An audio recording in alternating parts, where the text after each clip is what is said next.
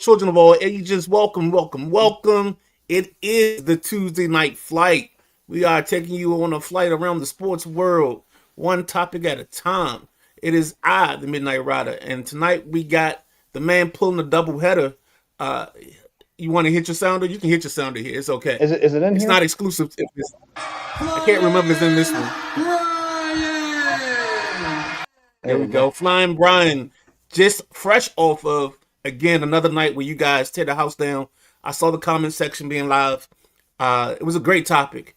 Let's go ahead and just recap your show before I go into some other stuff.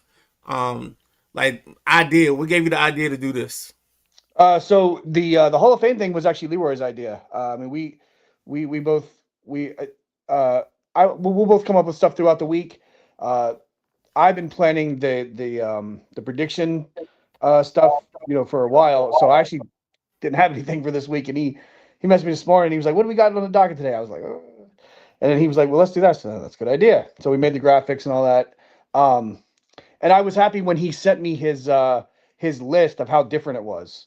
Ours were, Right. were pretty different. So because if we all had the same guys, then there's not a whole lot to talk about. So I thought that was good. And obviously we both missed some. He didn't have Trent Williams. He didn't have Aaron Rodgers.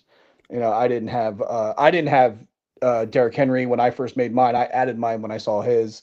So it was good, and we had fun with that. We had a lot of comments on it, and then I actually thought we would talk more about the best player leading into for each team leading in, but there wasn't really much on that because I think we kind of pretty much agreed with most of it. So I forgot who they had for Pittsburgh, but I thought that should have been TJ.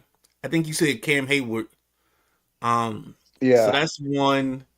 Um, I think Philly should have either been Saquon or Lane. Um, and what was the guy's name? Because he had humbly speaking, but I know he had something. I know his name is something else. It's no, like it was Khalil. Khalid, I think is how it's Okay, pronounced.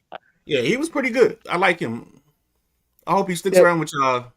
yeah. Well, now we have an Eagles guy, so we're trying to get all that covered. Yeah, yeah.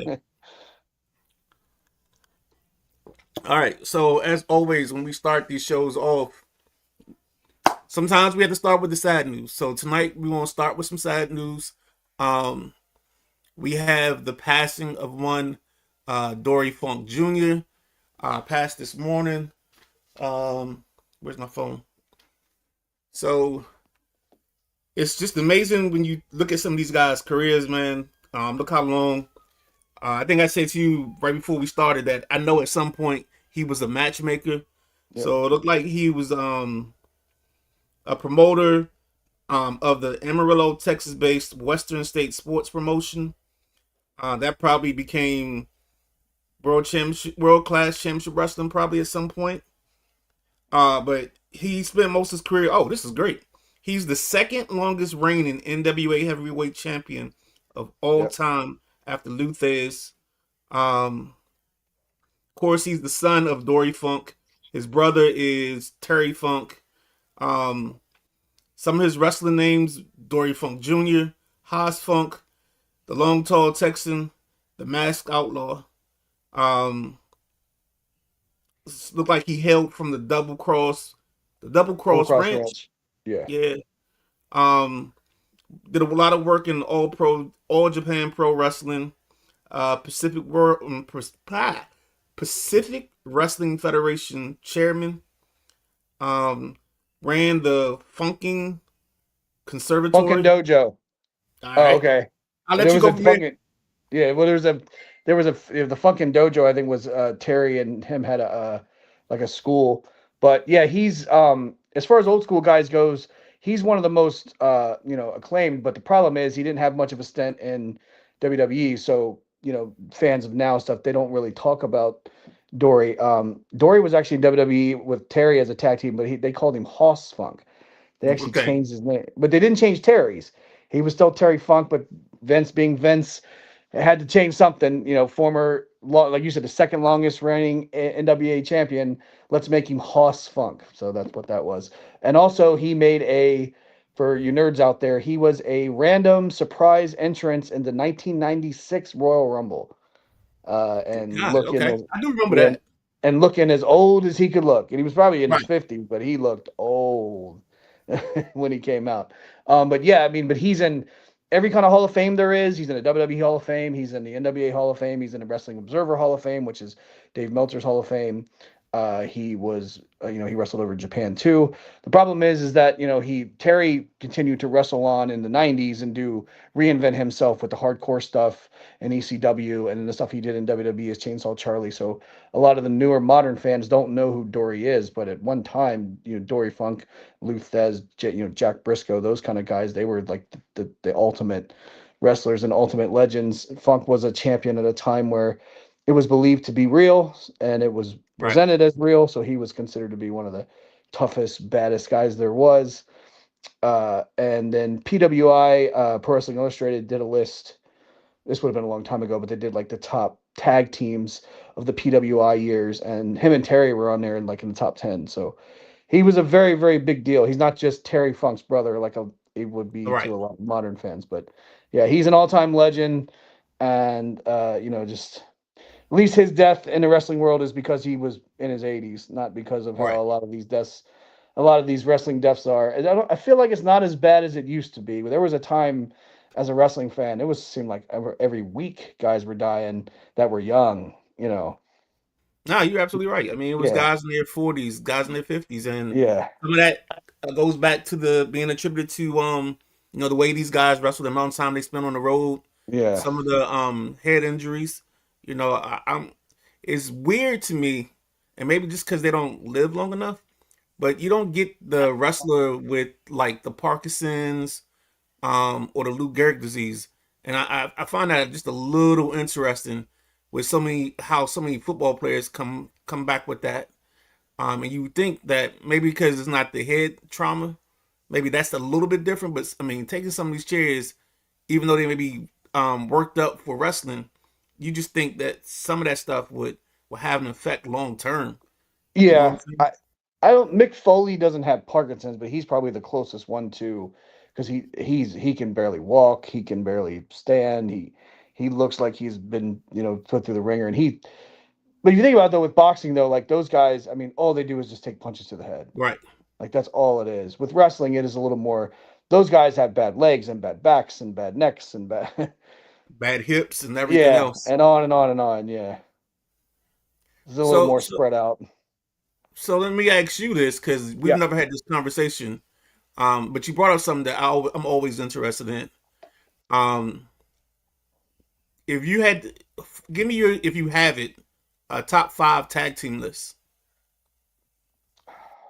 All right. So there's a couple ways to do it. Like and I post because my dad. I try not to forget like the past.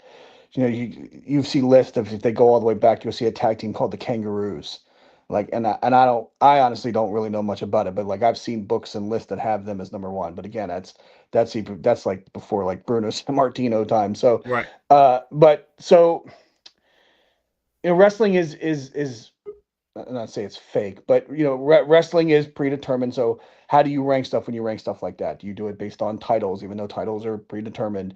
Do you do it based on ticket sales and stuff? But now it's different now because the wrestlers themselves don't really draw like they used to. Back in the day, you went to go wrestling because you wanted to go see Bruno, you wanted to go see Hogan. So with that in mind, though, the Road Warriors are always top five because they check all the boxes. They drew money as a tag team, one of the few tag teams that ever did, and they have all the accolades too. And they were copied so much almost Right. to this day that there are still tag teams that are, if you're a big muscle tag team and you have any kind of face paint on, you're a ripoff of the Road Warriors. Right. And WWE had one not that long ago called the Ascension about 10 Oh years my ago. That God. was, yeah. Yes. But I obviously the Road Warriors. I will be a little biased and put the Hart Foundation. Bret Hart is my all-time favorite wrestler. If you've been friends with me on Facebook, my Facebook profile picture for the longest time was me in a picture with the Hart Foundation, wearing the glasses. But Hart Foundation is one of the top tag teams anyway. But I'll be a little biased. If I take one modern team, it would be Ooh, between the that's gonna be Hardys and tough. the Hardys and the Dudleys. Uh, I, the way Leroy feels about LeBron James, how Bloodline was tag champions, they would rotate members and they would call it the Freebird rule. So I will go with that just based on So Road Warriors, Hard Foundation, Rock and Roll Express, Dudley Boys, and Fabulous Freebirds. Just for Okay. multiple different reasons. No, I like your list. I like your list because Yeah. I was thinking, my list. Oh, you know what? Let's just use lists that some people have already thrown some lists in. And here's JoJo. Go. She said, "Go Pack Go." That's when we Um, first signed on, yeah. she said the training. Oh, Bossman says the training is more Wild West versus the leagues have structured programs. Let's figure that one out. I Yeah. think he's talking about nowadays you get more training, like you have the different academies. Oh yeah. Well, yeah. I mean, those old guys talk about when they go into the performance center, like they can't believe what those guys have to be able Right. to use and train to become a wrestler. Yeah. And back in the day, the most you had was the dungeon with the Hart family. Yeah. Blue Ice goes Road Warriors, Arn and Tully, Midnight Express, the Samoans, and the Fabulous Freebirds. That's not a bad list. That's definitely not a bad list. That would be I think that would be make it hard for me because I've crossed so many eras, and you do too. Of Yeah. how long you've been watching Yeah. that, like you're gonna leave out somebody. We might have to do that one day as a top 10 list or something like that, or maybe maybe even a Mount Rushmore. I don't know yet. We'll hash that out. Let's do this. Let's take a quick break. All right. Let's jump Maddie in, bring Maddie on, and we can do the next topic. If you got your hands on the controls, just hit one of those little short vignettes, one of like the Gotcha. 16. All right.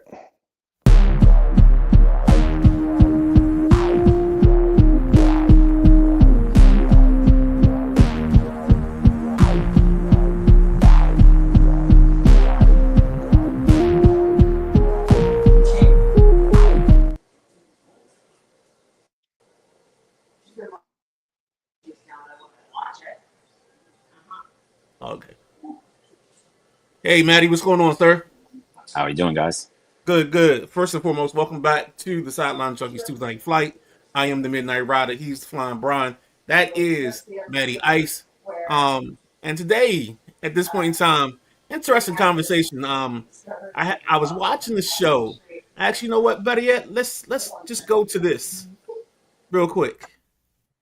It doesn't make any sense, and I think obviously it is a true sign that baseball's over. Like I can't I I don't even know how to put it into words of like how much I hate like how this league works. Like, why is there no cap hit? It works for all the other teams. Like, there is nothing that like goes wrong. LA now has this decked out team. They're already the best team in baseball. Like, dude, you don't need Tarek Scoop. Like, you don't need him. Like, I feel like I'm talking to a freaking like girl being like, you don't need that guy. Like, he's literally just a guy. Like, stop. Like, you don't need any more. Like, you're on. Like, what else do you want? Now baseball's over. I mean, come on, like Scooter, you have to hate the LA Dodgers now, right? I don't hate the Dodgers. You hate them. Oh, okay, I do. Okay, yeah. Do you hate the Dodgers? I hate the Dodgers. You know, I do not love what the Dodgers are doing. That's for Okay, sure. so we all hate the Dodgers, and it's because of this trade. They ended baseball. That's all I have to say. Like, there's that's all you have to do is hate them because they ended baseball. That should do it right there for you. That is the ever animated Showtime Sarah on Drive Time, which is aired here Mondays at 5. This week upcoming, you get a special treat because there's a family event in the Caitlin household. So next Tuesday, you get a triple header. You get Drive Time at 5. You get Unapologetic at 6:30, and then you get the Tuesday Night Flight at 7:45. So we'll be decked out. We gotta think of a graphic for that. Put something together to make that work. But with that being said, do you want to go? We're talking about, ladies and gentlemen, if you don't know, the state of baseball right now. And right now, apparently baseball is done. So what's there to talk about? We heard it. It's in her mind, yes. Yeah. In my mind, no. Do you want to start this conversation, Matt? Because I mean, you guys kind of gave me the idea for this discussion. In the grand scheme of things, I don't disagree with her for 2027. But I've been saying that even before this trade happened. I think that we're headed for a lockout. There's not a doubt in my mind about that.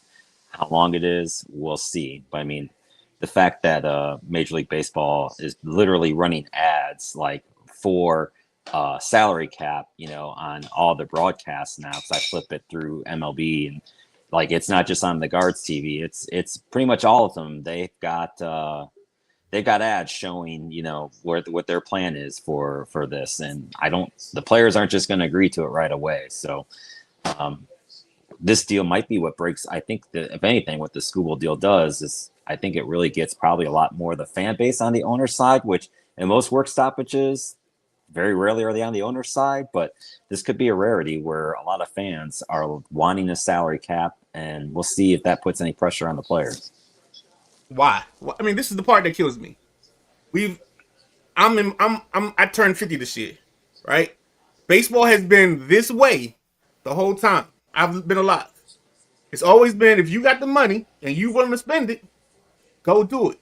The only difference is this team has probably one of the best GMs that had Tampa Bay in contention with a shoestring budget. Now you giving him money, so this dude's just going crazy. He's probably making up for lost time. He's just getting players because he couldn't do it before.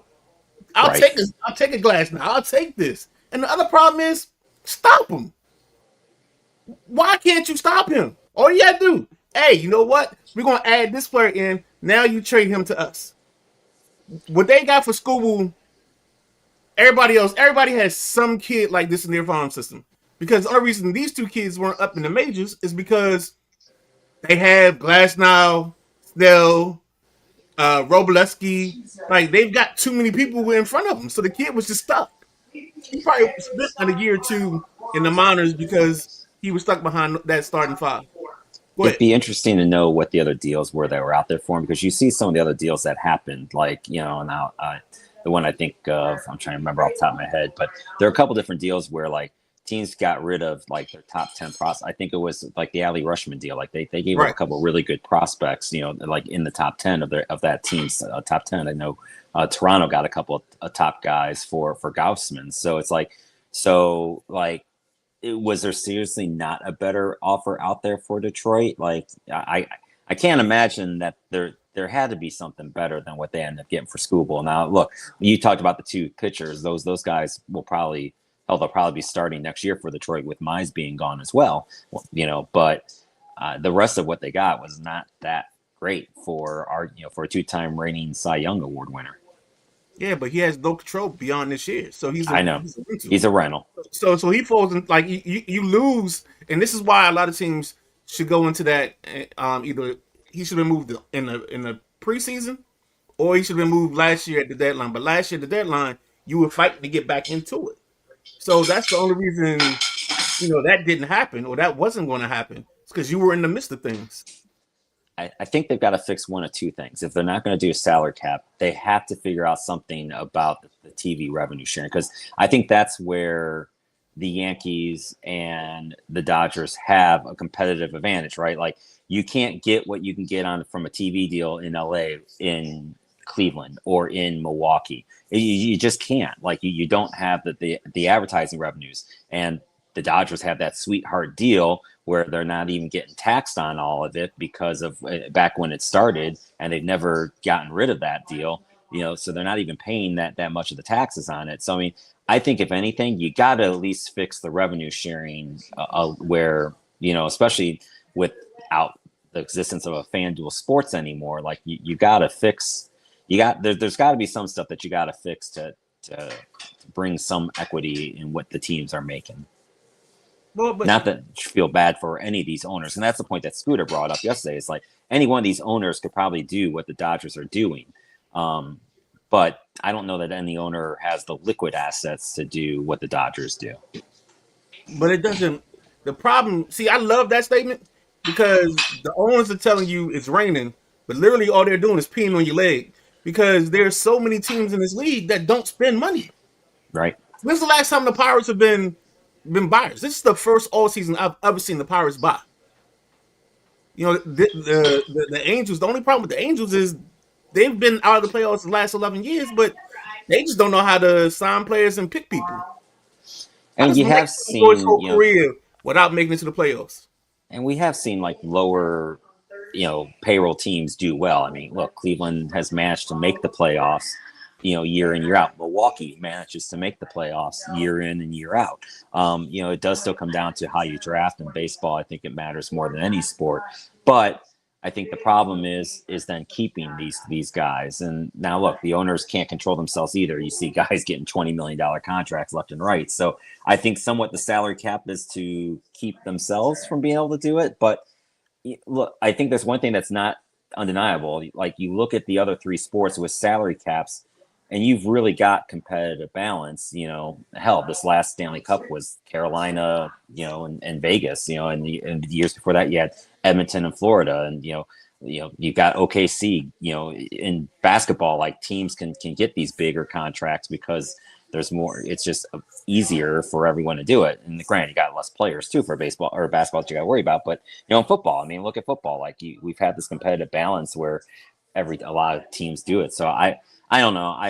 I get both sides of it. Like I think a cap would be good, but it has to have a floor for sure. Like that's got to be for sure. The floor's got to be in there, and it's probably got to be higher than what a lot of these teams are spending. Exactly, and that's the next problem. I'm glad you even said that because I'm looking at the proposal from the owners. So they want to cap contracts for free agents at 5 years. For re-sign players, they want a max limit of 6. Also, cap new deal values, free agents 202, re-sign players 265. No contract deferrals allowed. MLB is pushing for a cap floor. Now the revenue thing, I heard you mention that before.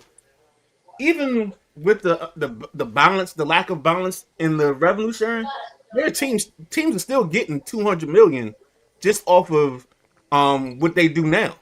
Because you got to factor in, they don't make money off the local TV deal, but the national TV deal gets spread out across the teams. What is it? It's like the luxury tax payments, the concessions and stuff from the playoffs. So there's stuff coming out. It's just, I mean, if you're Pittsburgh and you just bought the team just for the novelty, and you don't care about baseball, that's why they've done what they've been doing. It's like the owners are crying wolf, but they're also doing stuff because you said something perfectly. You said saving them from themselves. Because when you get to the end of that 13-year Juan Soto deal, and Juan Soto's 39 and 40, he can really run the first base, a la Albert Pujols, and you're still paying them $30 million. That's where you made the mistake. Well, there's always Bobby Bonilla Day, right? I mean, Yeah. Mets are still paying Bobby Bonilla. That's the craziest thing. I mean, and then you got the Dodgers. Now, here's one thing I agree with Sarah on. Where the Dodgers, I think somehow the Dodgers have deferred so much money that Right. it's ridiculous. Like that, okay, I'm cool with that. We can talk about not deferring contracts. I just don't like that the owners are presenting this as if like it's to save baseball. It's not to save baseball. It's to save them money. I heard a rumor that if they come in with a cap floor, there's at least 5 teams after the lockout that are probably going to be sold. And you can Well- probably name those 5 teams.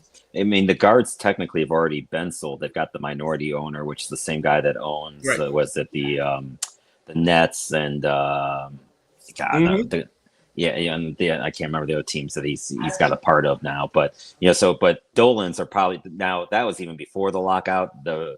The way that when he came in was going to be that after the 27th season was when the Dolan family is likely going to bow out, and he's got the first right to buy him. So that's probably going to happen regardless if there's a lockout or not. But yeah, I'm sure the other teams are probably the Pirates have been rumored to be one of those teams. But Tampa's a mess anyway. Like they may sell just because I think they're on their 6th attempt to get a stadium in Tampa. So that has a lot to do with that situation too. So, but yeah, it's going to be interesting. I still think we're heading for a lockout. I just, when and how long. And look, and baseball is going to be a damn fool if they do this because their ratings are better than they've ever been. They've got more younger fans than they've ever had watching the game. So like this is stuff that like they should not have a lockout, But No, they shouldn't. But the problem is, no, in most cases, this is players versus owners. In this situation, we got a triangle. You got the owners that's willing to spend versus the owners that won't spend versus the players. That's what's gonna come down to. And it depends on which faction is the strongest between the owners is what's gonna get done. Because there's no way the players gonna go with a cap. What was that? The contract the Nats offered Soto was 440. He signed for 770. right. Why are we trying to cap that? Can't put a cap on that. And then how do you even impose a cap when he's got like a 13-year deal worth 700 million? Otani's got his deal worth like 500 million. Like you would have to almost play the first 4 years of the new agreement without the cap till we flush out these long-term deals so we can start over. I think the hard part too is like that, like you talk about the deferred money, and I think that's one part where you probably could get some traction on both sides of it. But then, like you said, you've got these contracts out there that already have it. So how does that work? For the rest of these contracts, So it's going to be interesting. Like that's just it. Like I don't know where this is all going to end up. Right now they're miles apart, which isn't uncommon at this time of year. But the first proposals of each side were so far. The only thing I will say too that I do like in the owners, I think I'm kind of liking the idea of eliminating basically the high school players from the draft because so many of them don't even sign. It's like kind of hit and miss. The ones that do sign, like let's just stop drafting high school players. It's the only sport that drafts people right out of high school. I kind of like the idea of waiting another year or two and then they can enter the draft after a year or two of college or whatever, and it doesn't hurt college baseball in either to have more players available. But that's a whole nother thing too. Yeah, but the only reason they want that is because they wasted so much money drafting kids like Eric Green's son and to a certain extent guys like Josh Hamilton. Guys that came out early and then all of a sudden they didn't do anything and it took them 4, 5, 6 years before they even became a viable part of the franchise. So again, this is another situation where I feel like the owners are just trying to cut down on what they mess up. It's just like they trying to save themselves, which is the funniest part to me about this whole thing. But I don't mind letting them learn the game at the college level. Like let them get better at the college level and then go into the draft and see, then you got 2 more years to see the kid. Like, that's just, and not a lot of teams even draft high school players anymore because college baseball has grown. College baseball is so much better than when that was 10 years ago that like, I think that is the proper route now to go and play in college baseball, get a couple more years under your belt instead of spending your basically your first 3 or 4 years, in single A ball. Like I think college baseball is way better than what single A ball is anymore. Maybe even double A ball. The high school that I went to and the one my son just graduated, Longreach High School, a guy named Aiden West was drafted by the Dodgers last year. But I can't find any info on it that he's done anything. Like I don't know what he's done. He's probably low. Did he even sign the contract or did he? Yeah, did he... I don't think I think he did because it was like a big deal in this area, but he's the first person out of that school to ever be, signed to or drafted by an MMA major league team in all the sports.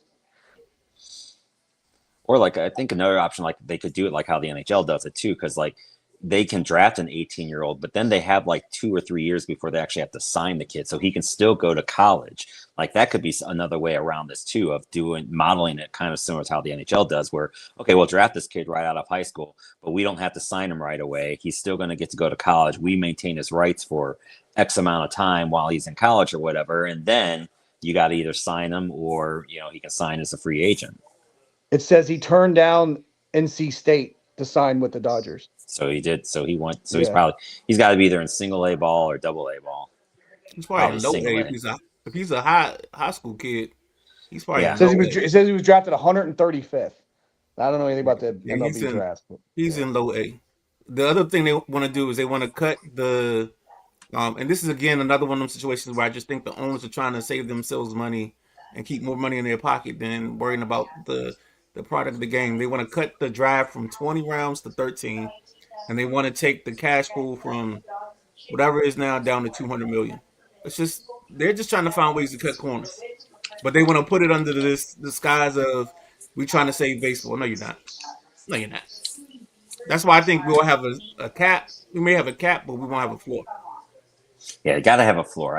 I know for sure. There's going to be no way that the players agree to a cap if there's not a cap floor, and every other sport has a floor too. So like I think Right. that's going to happen for sure.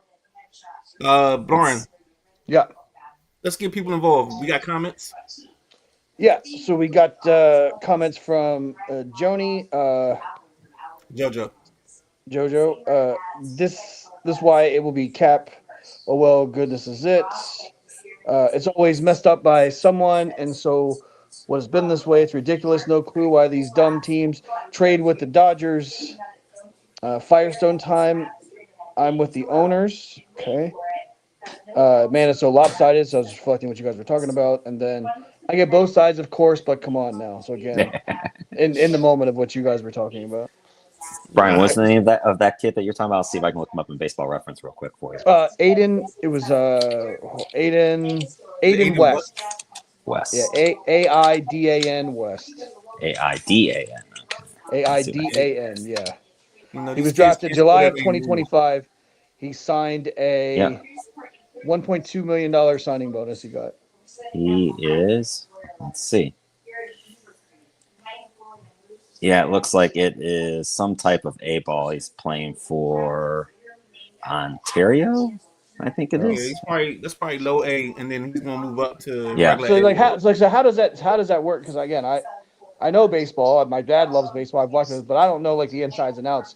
So does he have no shot to make the majors, or does he have a good shot? No, he does. He'll just Oh, be yeah. a while. Like, yeah. But he might not Actually- make till like 4 or 5 years. Is that how baseball Probably. is? Yeah, Yes. sometimes unless you're just like you're Travis Bazzana or somebody, some of these top picks, they'll come right out and get in there.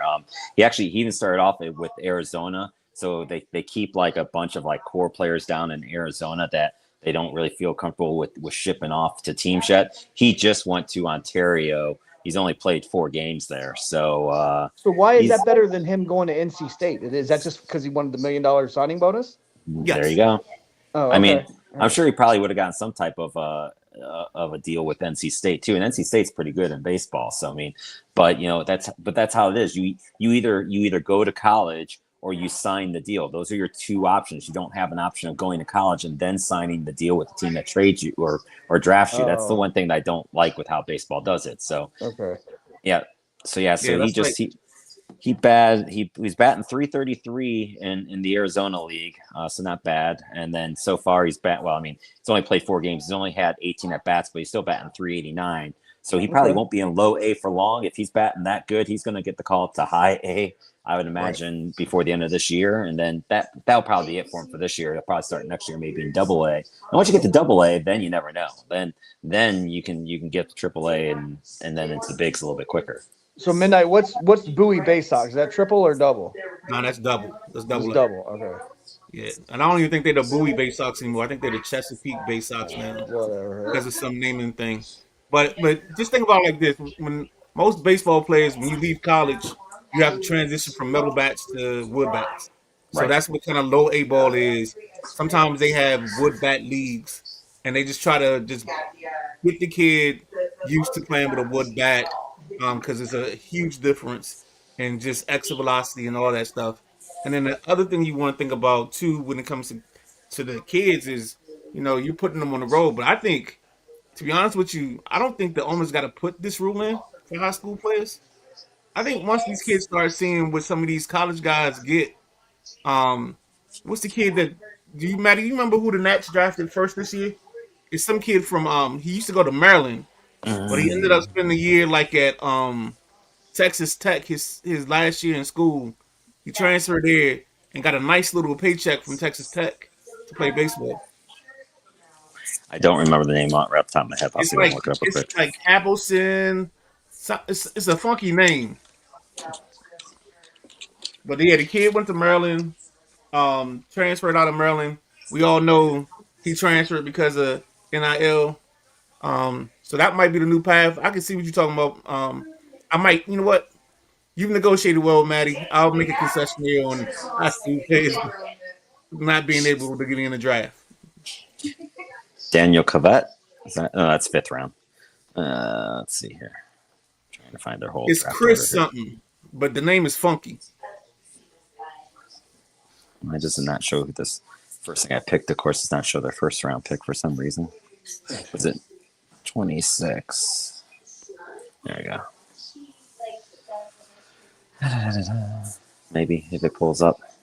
My internet's been really weird on this computer all day today. No, you're good, man. But outside of Move that, do you think anybody else can win the World Series? What camp are you in? I like what Tampa has done. By adding in Peralta, or is there? Hold on, let me find my notes here from yesterday because I like that. They've got 4 really good starting pitchers. So they've got McClanahan, Martinez, Peralta, and Rasmussen as their starting 4. So if you're going to beat the Dodgers, it's going to take pitching.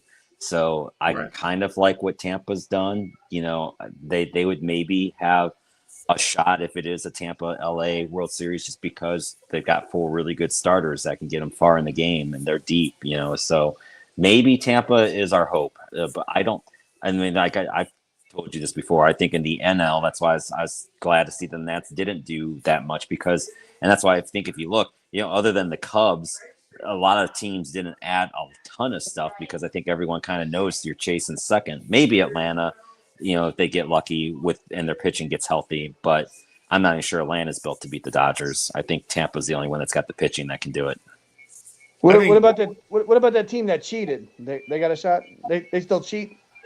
Which one? Banging on the trash can and Houston. They're back in first. They're in first place in the AL West. So they still cheating. But they still got Jose Altuve on that team, so there's always a chance. But didn't he have like a wire on, and when he hit a home run and he's covering it up so they don't expose his wire.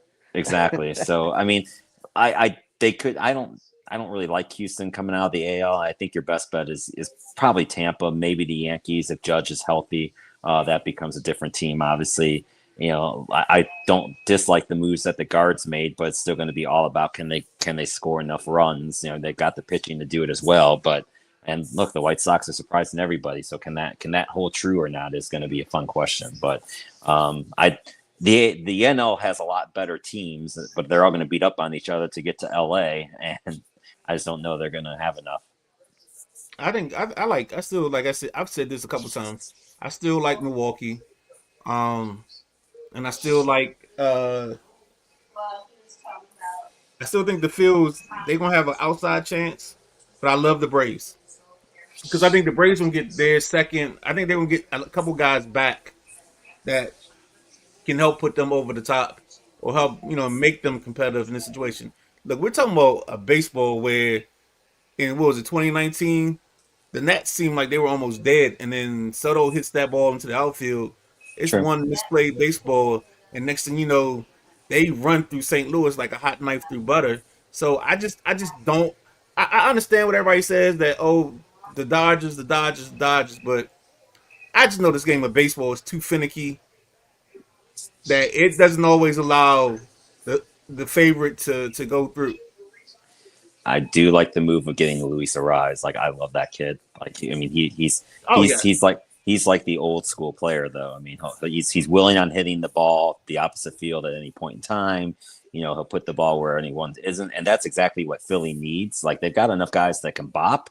They needed a guy that can just get on base. So I really like that move for Philly. I don't dislike what the Cubs did. They added a couple of really good starting pitchers to for them. So that Cubs Milwaukee battle could be fun for the Central. I don't dislike the moves that the Pirates made. I think that they needed another bat and another starting pitcher, but they did secure some bullpen help, and their bullpen was like Nats level bad. So that's good for them. They got Luke Weaver from the Mets, so they arguably got the best relief pitcher that was available. Yeah, and then with them, you got schemes, so you got a chance. And then the Cubs, they've got enough pitching. I just think we can't just live on this mountain of that LA is just going to walk through everybody. That's all. That's I the only. hope that they don't, but I mean, like, look, they did this last year. They kind of played with their food during the regular season, and then they got to playoff time. And yeah, granted, Toronto did take them to, that they were really they were damn close to pulling off the upset. But getting into the World Series, the Dodgers didn't really struggle that much. So, but I mean that their rotation of, I mean, it's Yamamoto, Skubal, Otani, Schnell, Glasnow, Warbolowski.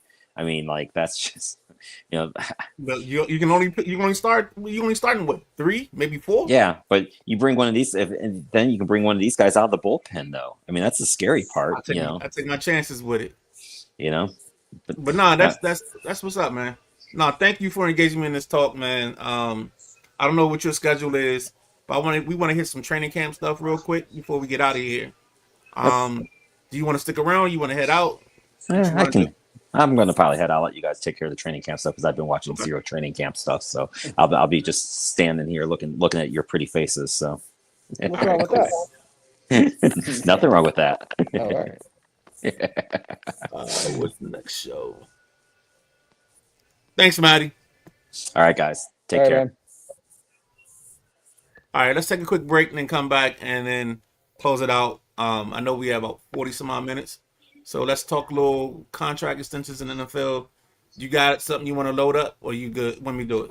I'm trying to put. I made 2 graphics for the training camp, and I actually only used one of them, so I'm trying to put them up here, but it's being Okay. stupid. All right. Well, I'm gonna hit the commercial break. All right. What's the longest commercial break we got? It's probably a WrestleManiacs thing, because yeah, it's like 1:38. Here we go. Tonight, the bell rings and the stories begin. Welcome to the ride.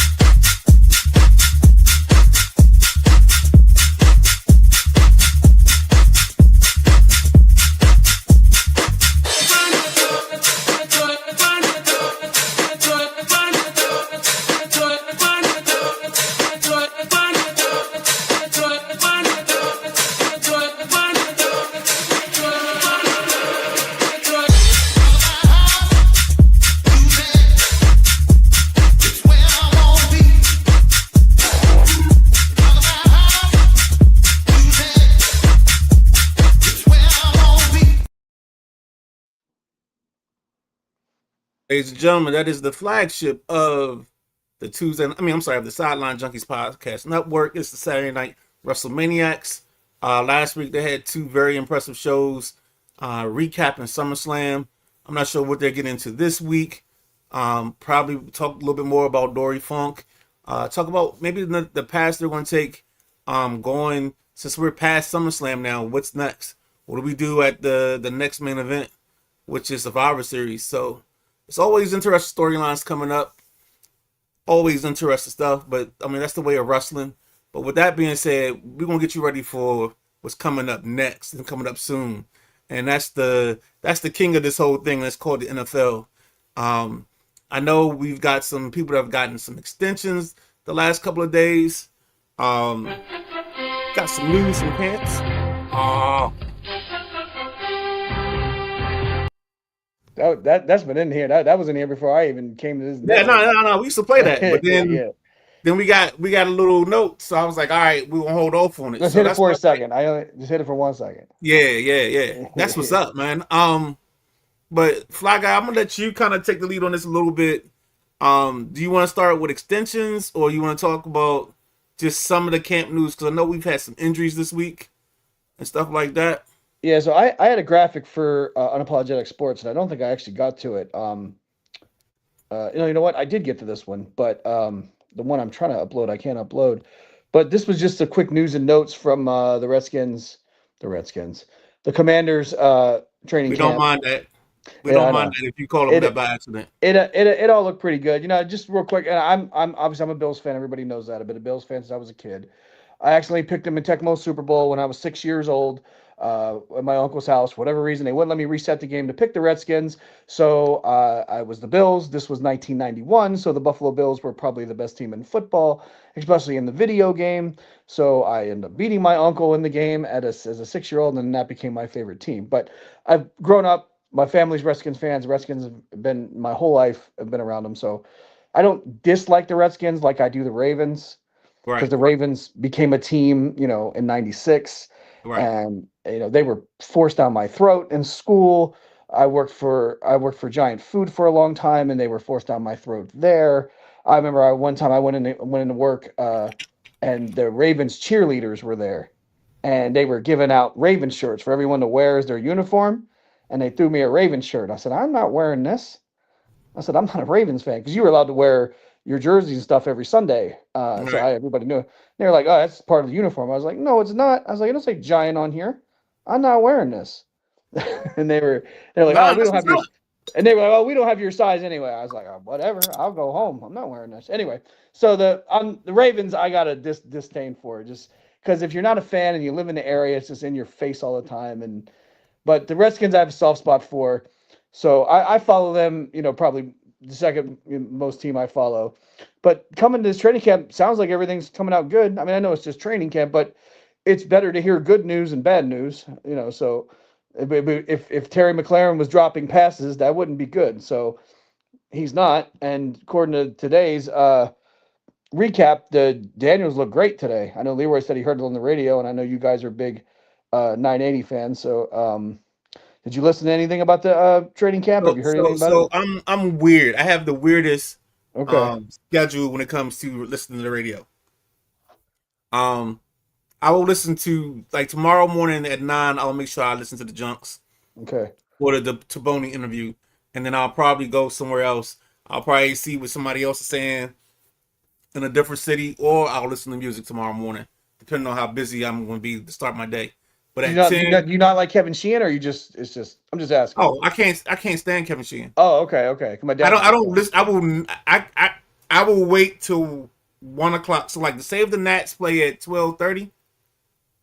I turn to YouTube and listen to music until 1 o'clock when Chris Russell comes on.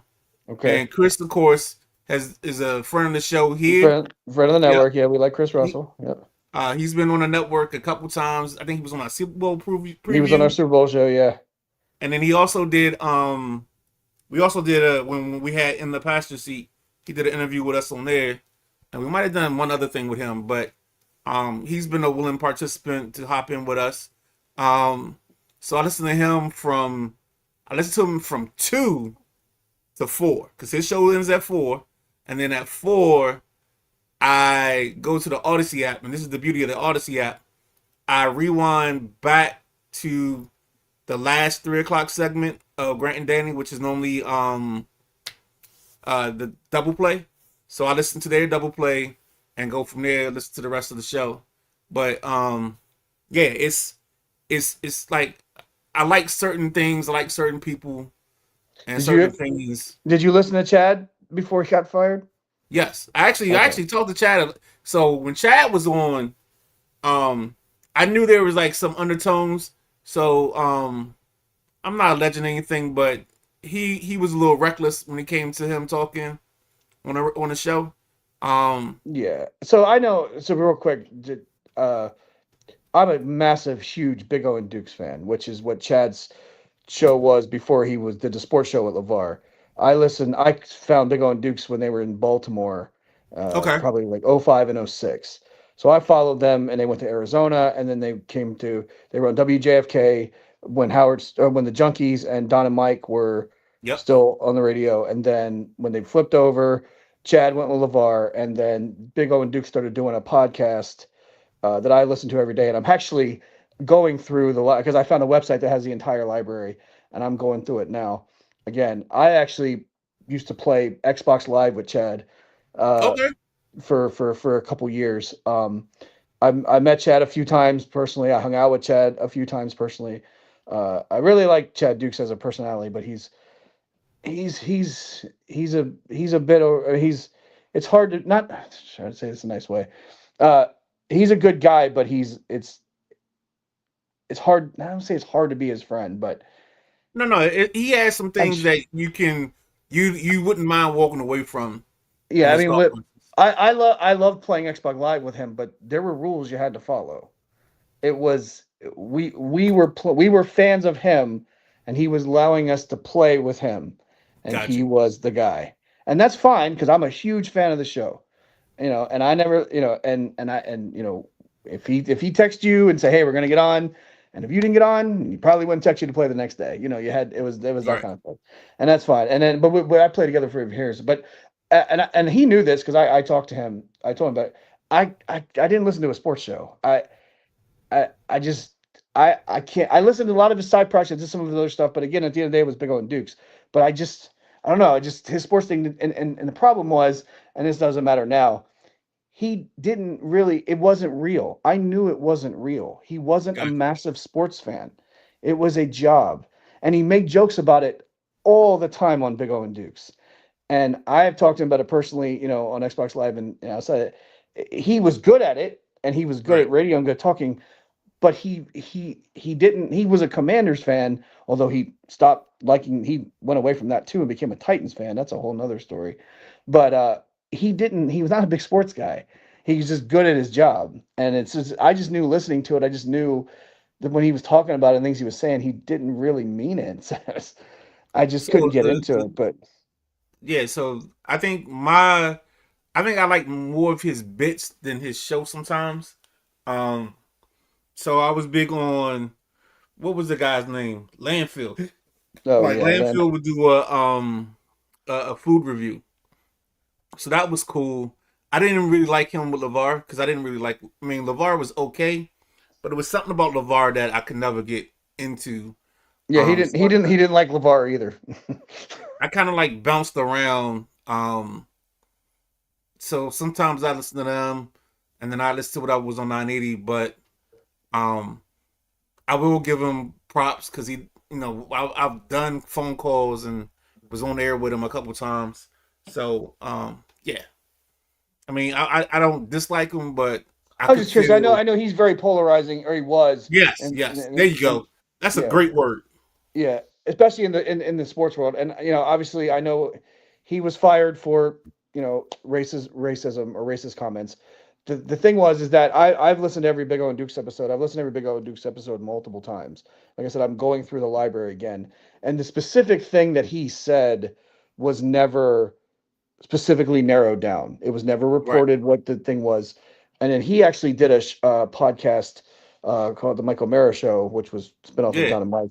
And he talked about it, and he had made a comment saying that it was an ex-employee that recorded, kept track of everything he did on Big O and Dukes and would send it to the radio station to get him fired. Gotcha. And finally something did. But it's funny, though, because, again, if you listen to the podcast, but you listen to it knowing you're listening to Big O and Dukes, knowing it's jokes, knowing it's all fun. I mean, he says stuff every episode. That's who he is. That's what the humor was. That's what it was. And for why they finally fired him again, I don't know. But there wasn't one thing where I listened to him going, "Oh my God, I can't believe it's what he was." That's what he was on the Big O and Dukes show in 2005. That's what he was on the Big O and Dukes show in 2009. That's what he was on the Big O and Dukes podcast from 2010 until he got fired in 2020. So. So in my wrestling group, there was a contingency. This was during the heightened days of the RG3 Kirk Cousin debate, where they used to jokingly call it 1067 the Klan because they thought, and it was like I used to fight that because I knew some of those guys, or I talked to some of those guys. So I was like, I don't know if it's that much. And then you also got to understand some of this is, fighting it up or building it up. There's some kayfabe to me in radio. Well, yeah, especially in Chad Dukes' world. I mean, he came from a comedic Howard Stern style type show. That's what Big O and Dukes was. It And was then like I if used you to know what listen to Don and them. Mike is, it was like Don and Mike, but it was for my age group. They talked about video games and wrestling and fast food and movies that I liked, and that's why I got into it because it was that style of radio, that shock jock radio, but for Right. my age demographic. Yeah, and then he had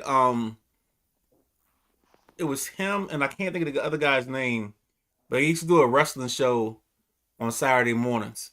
So I used to listen to that. I think it was a podcast maybe. Well, he So did. He had a few. He had Jaws, just another wrestling show, and then he had a Chad Dukes wrestling show. I it was know a Chad Drab. Dukes wrestling show. Yeah, I know Drab T-shirt Junkies producer or former. I think he's still with him now. He's still there. Yeah, I know he did it at one time, and I know a guy named Bo Schembechler did it at one time, but that might have been before. There was a guy that was he's a Caps fan. Loud Goat. There you go. Yeah, Loud Goat. There you go. Now we've gone through sports talk radio history. Yeah, see, but mine's not really sports talk. Mine's more just the Chad Dukes world. But No, you cool. yeah, but no, so just real quick, what's the Kevin Sheehan thing? You just don't like the takes? You don't like or is this a personal thing? it's We don't have to get into it if you don't want to. I didn't know. no, it's not. I mean, I didn't like him. When we get into certain conversations, especially when I'm talking to the big guy, and I talk about who I don't like. Like I wasn't a big Lavero fan. I'm not a big fan of Sheehan. I didn't like Andy Pollin, because I just felt like they just weren't like. I want somebody to give me information sometimes. I don't want you to try to shock jock me the whole time. And I felt like they were very shock jockish. And then on the other side, I just never liked the sound of his voice. Oh, okay. Yeah, like he just sounds obnoxious and like, yeah, I'm good. So it was funny because I feel like people feel like that about Chris Russell. But see, that's why I always tell people, if you ever meet Chris and talk to Chris for 10 minutes, you'll never feel that way about Chris. Because isn't Leroy? I know it was joked about on the Sunday show, but like I think Leroy doesn't like, or not Leroy didn't like him, no. But not personally, but like just his takes on the radio and stuff. Yeah. Leroy didn't like him. I didn't like him until I met him. But I made him my Lee point. Ice. Sorry, you gotta keep up kayfabe. Yeah. Ice. No. When I met him, it was probably now. If Josh is 20, he was probably like 9 or 10, and it just so happened he had just moved to Woodbridge, and Chris was like, "Oh, I got a performance here. I got a meet and greet at the Lowe's in Woodbridge." I was like, you know what? I'm gonna meet this dude and just talk to him, because I don't think he's that bad of a dude. I heard him talking about his son Tyler, and so we got there, and I started talking to him, and I was like, and they made sure Josh got everyone the giveaways, every one of them. Oh, I mean, So if they were giving away whatever, he got each little giveaway. So I was like, all right, I'm good. You take care of my kid, we can have a decent conversation. And then he was kind of the same way. If you ever listen to him, he always talks about, like somebody was being good to his son. I can't think of the center that they had 2 years ago. He wasn't that good, but he was one of the guys that took extra time to hang out with Tyler. Tyler's special needs, so yeah. Yeah, I mean, I've listened to a little. When I was sick and going to the hospital all the time, my dad would always put that on when we would drive there, so I would hear from Chris Russell coming back or Kevin Sheehan or the Junkies going in. But I, to this day, can't. I hate when they take listener calls. I just don't like it. Most of the time when listeners call in, it's terrible. They don't know what they're talking about. I just don't like it. I don't know. I just can't deal with it. And that was the one thing about even Chad usually would hang up on him, sometimes prematurely, but it's. I remember on the podcast when I started, they were talking about taking calls, and they took calls for a little while, and I hated it. I can't listen to. It's almost unbearable for me to listen to talk radio. I will change the channel as soon as they take a call. I love when they talk, and I love when they riff. That's like we do here. As soon as all right, let's take a caller. Because never good. It's never good. So there are I mean, there is. I know it's not never, but it's way no. more. I get what Yeah. you're saying because there are Yeah. guys. So it's funny because I have a like offline. Chris and I'll shoot messages to each other, DMs on X, and he's got this guy like Mark and Largo, and like Mark and Largo. It's funny, like he at one point he was like, I kind of like Adam Peters, blah blah blah, and then all of a sudden there was a shift, and I think some of this is kayfabe too. Like I think some of the callers have kayfabe that they're trying to hold up, Yeah. you know, so that they are interested. Every time you call, they take your call. But yeah, Mark and Largo is a guy that I really don't. I mean, he's okay. Sabah, I don't understand how this woman like worship at the throne of Taylor Haneke, but finds every nit to pick with Jaden Daniels. But I think some of that's also because they didn't pick her guy, Drake May. I mean, I could go through the call list and yeah, because the funny part is a lot of the callers call all the shows, and that's the part I don't Right. understand either. But hey, that's not my journey. I mean, And, that's I mean, it's fine. It's just, but also sometimes they're in their No. car and you can't hear them, and the radio's up, and then it's like, geez. I mean, I just totally I, get I, it, dog. I can't deal with it. No, I 'cause don't- what was it? that's why I last- love podcasts, because most podcasts don't take phone calls. So it's No, I think it was sometime last week. I forgot whose show I was listening to, but I was in somebody's show and I was just like, you know what? Oh, it was probably the Junkies because it's easy for me to just turn away from them. So I probably listened to them for a little bit and then either one of the callers or somebody said something and I was just like, you know what? I'm just gonna go back over to YouTube until it's time for B Mitch and them. yeah. I mean, I don't drive a whole lot anymore, so I'm not in a car Right. a lot. But yeah, and I remember like I was listening to something. It might have been the Junkies.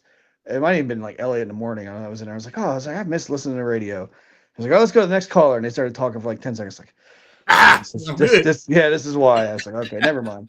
Now I remember why I don't listen to this stuff no more. Nah, I I know we got went you. off on a Bud. tangent there, but Nah, you good, man. Hey, I keep telling people every one of my shows has its thought process, and then we got the wormhole. So it's all good, man. well, I know that you and KG you talk about local radio all the time, and you've done your Mount Rushmores and all that stuff, and it just because Chad, the Big O Duke show is such a big part of because like I said, I'm still listening to the show now. I'm going, but they had over 1,000 episodes on their podcast, and a That's website crazy. was just, well, maybe I shouldn't say it in case it's not supposed to be up there and it gets pulled down, but because when he got fired and they stopped doing the podcast, they took all the episodes down. Right. It was on an app and all that, and I paid for the premium subscription and all that, so there was no way to listen to him. I didn't know for years, and then I just discovered a way to listen to him like last year. So and then now I've started from the beginning and I'm going through. I'm in 2012 now. But it's just it's still top of him, and that show is still top of mind for me, even though it's been gone for 6 years. And I was just curious because I know a lot of people. I know, like I said, he was very polarizing, and I know he had his fans for the sports show, but I know there's a lot of people because he didn't stick to the tradition of pure sports. Like you said, you liked when he talked about food and stuff. And that was a very big centerpiece of Big O and Dukes was food and fast food and snacks and stuff. So, but I know a lot of pure sports fans didn't like when he would do that. I know he had a segment called Crossing the Streams, where he would like talk about like what movies or whatever and pop culture and stuff. I used to love that. Love that because it was just different. It was like a break. Right. But Like, I know mean, that he got a lot of hate for that because I want to hear about the Redskins, and that's it. And he But would say it that was- on the Big it O was- and Duke show. it was so perfect because it was like, all right, dog, I don't listen to, I think at that time, and I don't think Pete and Chris had their show yet on 980. So I listened to Danny and Holder Kushner. So it was Okay. Kushner and Danny in the midday. And then it went right into Chad Dukes. And it was just like, all right, every now and then, just in the segments, and that's why I like what they do. I even like when we go on tangents. It's like you need to break away from the constant sports talk conversation. it's just like, on Tuesday nights with us, like we got to have that break sometimes because you're going to get 4 hours of or 5 hours of, straight Commander / Buffalo talk. So Yeah. we gotta, like I always talk about, just let's manage the way we do it so we get everything in. And me and Lee Ice, we try to add like maybe it's me, but that's just my background and personality. Try to add a comedic element to the sports. And I know a lot of people take sports serious, and I love, Drive Time. Matty Ice is great, but that show is very, very straightforward. They talk to topics, and it's great. But I try to, add a little humor to everything we do, and sometimes it works, sometimes it doesn't. I know last week you believed it worked with the LeBron James voice, and then the Oh, I love that joint. yeah. And but all right, so I'll plug you into something, and you may not hear it. I don't know how much of a music guy you are, but like there are times KG will go a whole segment, and like so one year, it's probably last year, I took like this. I forgot what the artist's name was, but I took that artist's album, and I get this from, if you ever seen The Other Guys, where Michael Keaton does the thing where he mentions like Creep, and they're like, you're just quoting. Oh yeah. songs. All the TLC references. Yeah, that's hilarious. So I started doing it that way. I did a bunch of TLC references. Then one day I was just like, you know what? I'm just gonna find an album, and every time I talk about, like when I'm breaking teams down or the game down for that week, because we do the nickel, so there's 5 games. Right. 2 are Buffalo and Commanders. The other 3 are just random games. I was like, when I'm going through the nickel, I'm gonna do this dude's whole album. so there's a lot of, this show has a lot of bits. So yeah, and I like doing it too. Like LeBron James has become a massive bit for us, and I'm sure you need to Drake May and Lamar Jackson will become a bit for the NFL season. Now we need to clip one of those scenes where you guys do the LeBron James with the voice and put that on TikTok. I'm dead serious. Yeah, that's fine. Like we need to, like when we're, because and it's got to be the episode. BJ, if you watching, we gotta do the episode with the LeBron cooler or freezer. Yeah, that was last week's. Everyone with all the jerseys are, and like Lee Ice is like 1, 2. Yeah, that's the one we gotta do. So real quick before we get out of here, a couple extensions came out today. I know Chicago, I think he was their 10th pick, Darnell Wright. He got an extension, 3 years. I think it's 117 mil. Numbers approximate. Bijan Robinson got an extension. And you know what? I'll pick my bone here now. So Lee Ice decided to put people that don't like to pay the running backs in the freezer. No, but he was saying that right. Yeah. He said it's okay to you pay whoever you think you need to pay. Right. Yeah. So here's my theory on this, and this is why I operate this way. I believe you don't have to pay certain running backs. All right. So if you got Bijan, you got Derrick Henry, you got Saquon Barkley, you got those guys, I'm paying those guys. All right. But my other part of this is, but if I ain't got him, what am I worried about? Like every year in fantasy football, I have one strategy. I've had this strategy for the last, I think I was playing fantasy in 2005. Since 2005, I've had the same strategy. I believe, yes, if I can get one of the top tier running backs, I'm going to get them. The guys that I know are the workhorses, I'm going to take me one of them. Now, as we get later in the draft, I don't care if people know what I'm doing with my strategy, but I also like to take me a rookie on the back end of a unbalanced workload. So like last year, no, it was 2 years ago, the running back I picked was Bucky Irvin. Bucky Irvin was with Rachaad White and company. Boom, I made out in that because Bucky Irvin took over the job. Last year, I had Bashad Tootin on my roster. Once they started phasing out ATN, boom, second half. It's like, to me, it's like a late addition. Right. I look at rookie running backs as second half or trade deadline deals. You know, like I messed up on Amari Hampton because he got hurt early, but he still kind of was, something good to me. So like I don't believe in paying running backs because I think you can Bill, 7th-round pick. Kid didn't really play his senior year because of NCAA being stupid. And this year he could possibly be their main back or their feature back.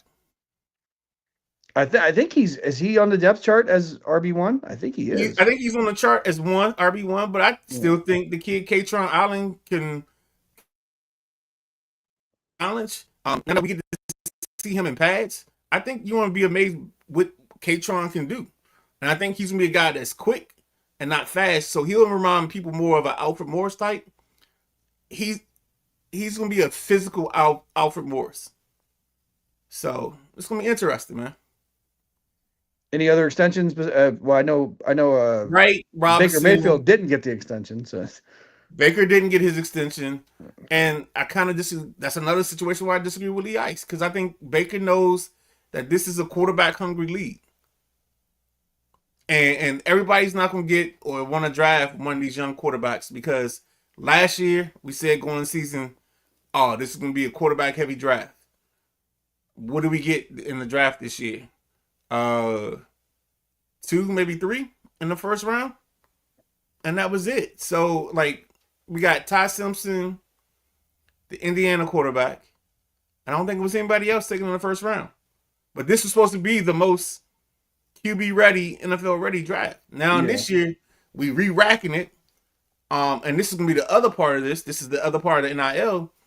You know, there's a bunch of guys that said, "Oh, I came here and turned pro. I'm taking a pay cut by going pro."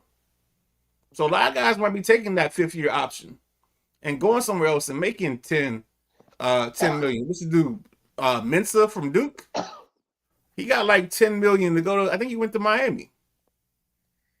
Like these dudes are Carson Beck. Carson Beck whole contract is less than what he made his last 2 years between Georgia and Miami. So you might see a lot of quarterbacks go 4 or 5 years just for the money. Right.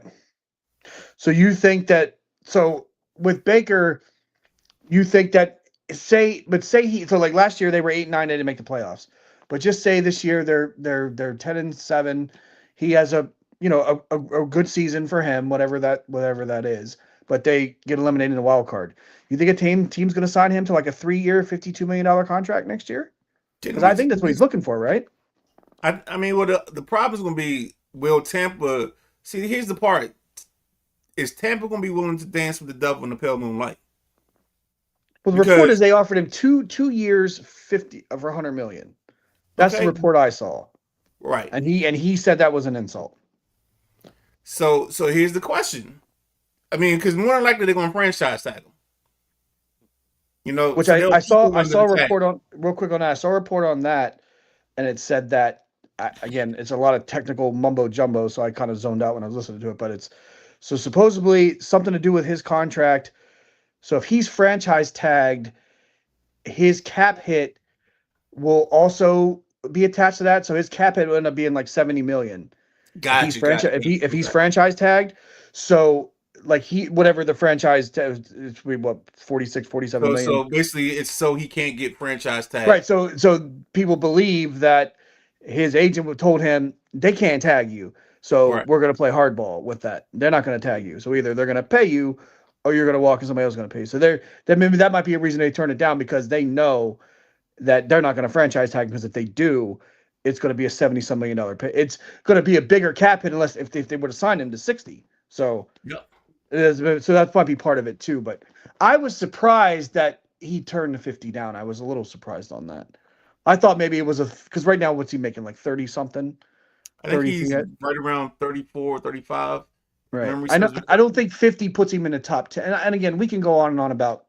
Right. But no, but I get what you're saying because he wants to be. Dak Prescott shouldn't be the highest paid quarterback in the league, obviously. But he is. And it's how the market works and all that nonsense and all that stuff. I get that. But I thought 50. But the way he talked in the interview, the press conference he did, whatever the interview was at camp, it sounded like it was the year thing. Is that they were only offering him 2 years. So they weren't committed investing in him because he kept saying, that's how you treat your franchise quarterback and all that. So obviously he Yeah. believes he's their franchise quarterback. He should be getting a 5-6 year deal.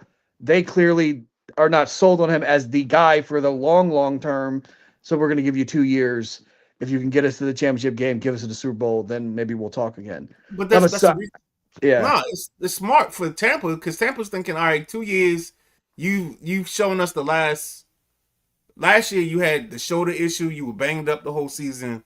Like, how much longer are you gonna hold up? Because you don't play quarterback like everybody else plays quarterback that is smart about their bodies. Yeah, he's reckless and he's not. I mean, like Josh Allen, 6'5", 245. Right. Baker's not that big. Right. I'm sitting here watching as we're doing this whole show.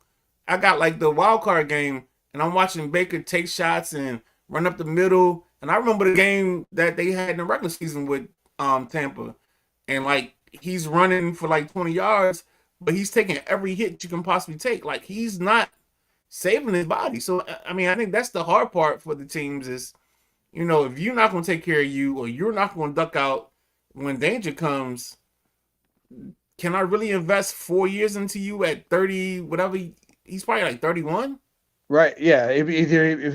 Yeah. Allen just turned 30.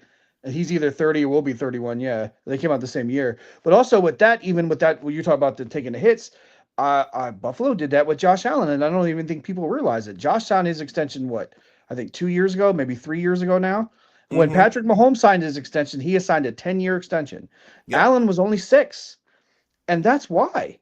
Because the way Allen plays and the wear and tear he takes on his body, the Bills are not necessarily 100% sure that he's going to be, I guess, either who he is or, how good he's going to be for 10 years because of the way he plays the game. And I remember that was a talk for a little while that you got to reel him in, you got to, and it was like, no, we're just going to let him play and we'll sign him for 6 years. And then hopefully we can get what we need to get in those 6 years. So, that's part of it too. I mean, was Allen insulted that he wasn't offered 10 years like Mahomes? I don't know. Maybe he didn't make that vocal, but Baker is upset he's only getting 2. And I get both sides of it. Like I get Tampa Bay side, like you just said, and I also get Baker's too. If he believes that he's their franchise or he should be their franchise quarterback, and they're telling him not exactly, we'll give you 2 years. That's still a prove-it contract, right? That's a prove-it contract. Yeah. Yeah, prove me you can stay healthy. Yeah. I don't be coming in now. We done the whole hour and 18 minutes. Don't be trying to act like now you want to be our friends. I saw you all throughout unapologetic. Now you want to come here? Now you want to say, hey? Miss Boss Man. That's not how this goes. All right, man. Do you mind taking us out of here? Sure. You want me to you got any plugs? Do you have anything you got to plug? Anything coming up on Thursday or? So Thursday night, 7:15, we got the Thursday night throwdown. Then of course Friday, we got the Friday night freestyle. At some point on Friday, we will drop a suggestion box. But I think this Friday might have a topic already. I got to make some phone calls. Yeah, we talked about doing. You talked about doing the. I probably won't be on that show, but about doing like the R&B, the hip hop stuff. Yeah. I got a couple casts. I got to make sure they're still good. If they're not, then we're gonna be regular freestyle. And Miss Bossman is gonna tell you about the sirens and how they seduce men. Yeah, we learned that on Apologetic Sports. What the was it the Cleveland Sirens, the new WNBA team means. I knew they were something, but I wasn't sure. Yeah, same thing. I knew they were something because I saw it said it was some kind of mythological thing, but I didn't know the details about it. Well, I'm gonna feel like I have a kid that's 20, so I remember them being in Harry Potter. So that's how I knew about them. I just didn't know how to describe it because I would have described them to you guys, but I was like, yeah, I can't really put that into words. I can't say I saw Harry Potter and that's what they were on there. So, yeah. Well, she's got you covered. She can't wait. It sounds like. No, I know. That's my peoples, man. But yeah, let's get out of here, man. Thank you for doing double duty. Yeah, man. No problem. If you don't know, Brian is the guy that will jump in whenever. He's filled in for me on Tuesday night. He's filled in for me on a Thursday night because of my work schedule.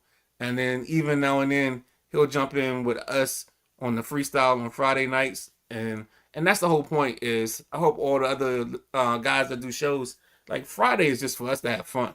It's not meant for us to be structured or anything. It's just for us to kick it together. So hopefully, we do that and go from there. But with that being said, it's the Tuesday night flight. I'm the Midnight Rider. That's Flying Brian or Flying Brian. Bad voice. Yeah, I usually don't play it on the X. That I only play it in the. Oh, okay, my bad. All right, so and I can't do Leroy's Midnight Rider thing. I can't do that. So. Nah, you good, bro. I appreciate that. Hey, man, enjoy spending this evening with you talking sports. Yep. We'll link up again. Also, yeah, I'll just leave it at that, man. Ladies and gentlemen, thank you for watching. If you commented, thanks for your comments. If you stayed the whole time, thanks for staying with us. We are the Tuesday Night Flight. We're out of here.